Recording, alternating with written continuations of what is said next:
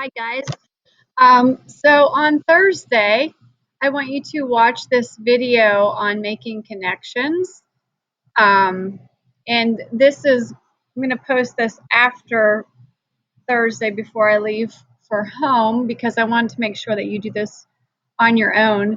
But remember, I told you that I wasn't a reader as a kid. And one of the reasons that I wasn't a reader is because I didn't make connections. And so it's really important that you watch this video and understand that making connections is a really big deal in reading. Um, so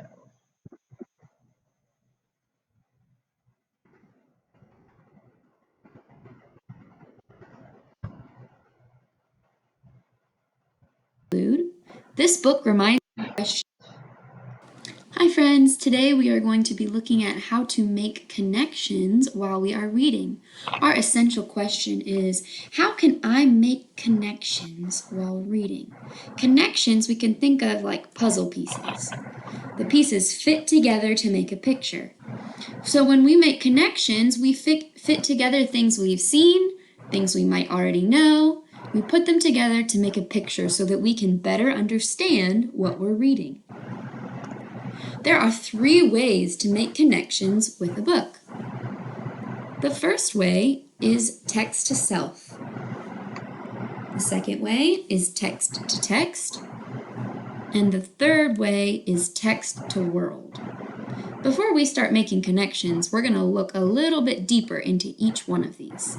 Let's start with text to self. When we make text to self connections, we read a text and then we think, where have I seen this before in my own life? What does this remind me of that may have happened to me, or maybe that I thought about or I saw in my life? We might say something like, it reminds me of a time when, and then we would make our connection. So for example, a text to self connection I've made before is with The Recess Queen. When I read The Recess Queen for the first time, I thought about how I was in 2nd grade, there was a girl on the playground who was always mean. I remember that one time she even pulled my hair. So what I could write as a text to self connection would be, when I read the part about Mean Jean being mean to the other kids on the playground, I think about how when I was in 2nd grade, there was a mean girl on the playground. One time she even pulled my hair. By making this text to self connection, it helps me understand what's happening in the story and maybe even how people feel. Another text to self connection I could make is with the story, What Do You Do with a Problem? Well, when I read What Do You Do with a Problem, this book reminded me of one time when I was younger and I had a problem.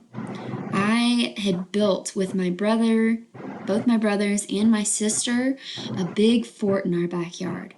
But one day there was a huge storm and it knocked over all our fort and it fell on top of some of our toys and they broke. This boy in the story had a problem just like I did. Listen to my text to self connection that I made. This book reminded me of one time when I was younger and I had a problem. My fort got destroyed in a big storm.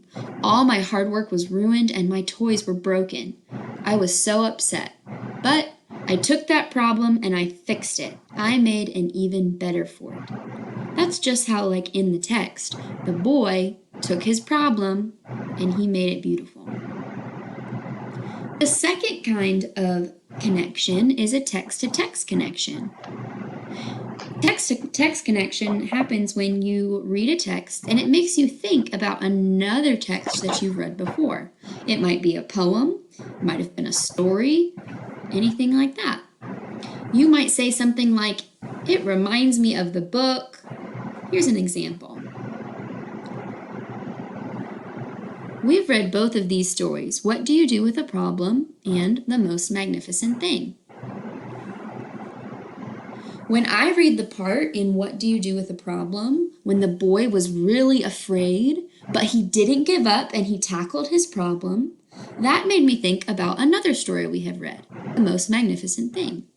In this story, the girl gets really frustrated and nothing is working. Just like how the boy tries to run away from his problem, but it doesn't work. But in The Most Magnificent Thing, the girl keeps trying until she finally succeeds at making what she wants.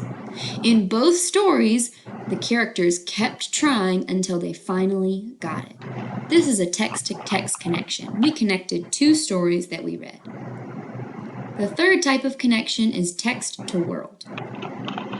When we think about a text-to-world connection, we read a story, and that makes us think about something that has happened in the world or something we've thought about. Some things we might say include, this book reminds me of something in the world. This is similar to, this is like something I heard on the news. This happened when. All of these are text-to-world connections. Here's an example. We've read the Lorax. Now, in the Lorax, all of the truffula trees are getting cut down. When we read the Lorax, we thought about how so many trees in the Amazon rainforest are also being cut down. That was a text-to-world connection. We thought about what we read in the text, and then we connected it to what we knew was happening in the world. We said, when I read the story about all of the truffula trees getting cut down, I thought about how so many trees in the Amazon rainforest are being cut down. This is something that is happening in real life. We made a text-to-world connection. So in conclusion, there are 3 ways to make connections with a book. First, text to self. The second, text to text. And the third, text to world. Okay, so now what we need to do, because I like you to take notes, you need to find your digital notebook and add these notes for this video in your digital notebook.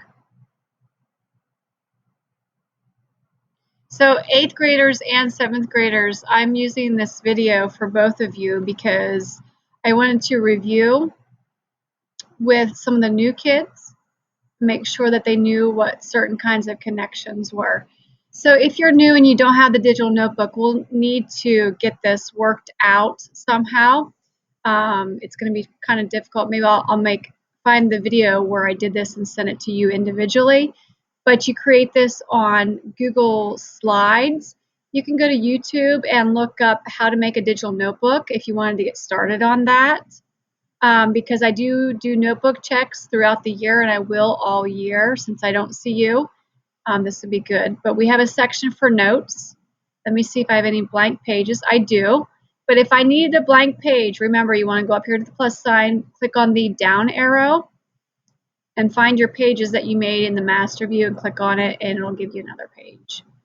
In order to type on this, I need to add a text box so I can type in there. And I'm going to make the font bigger. And I'm going to title this Making Connections. And there are 3 types: text to text, text to self, and text to world. Now, what I want you to pull out of this video are the types of questions that you ask yourself. How do readers ask them? What questions do they ask when they're making these connections? And when you are text to text, you ask the question, it reminds me of the book, or you make the statement. Text to self,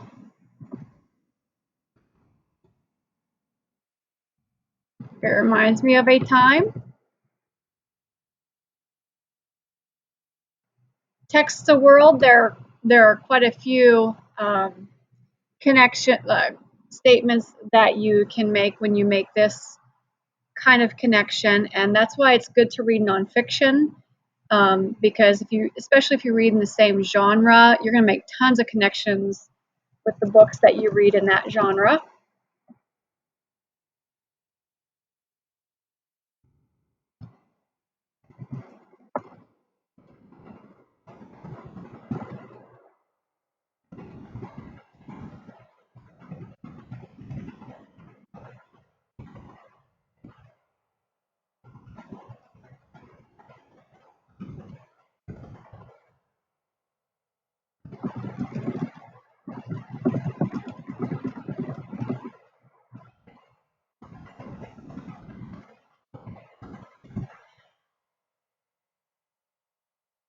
So make sure that you get this done and pay attention, because the exit ticket for 12.3 deals with what I'm talking about right now.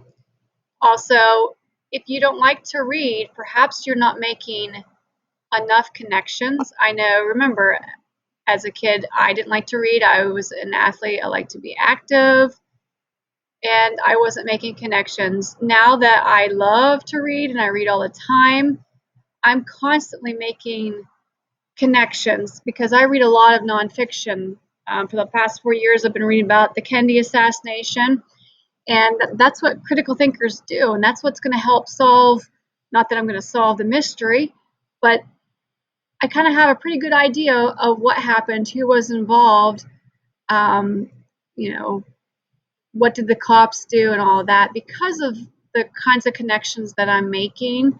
And I can also relate to what's happening in our political arena of 2020. um, I can relate things back to the Kennedy assassination. I see a lot of connections that happened over 55 years ago that we're suffering from today. And so making connections are a great way that will help you when you read, help you become a critical thinker, which is our goal in 8th grade.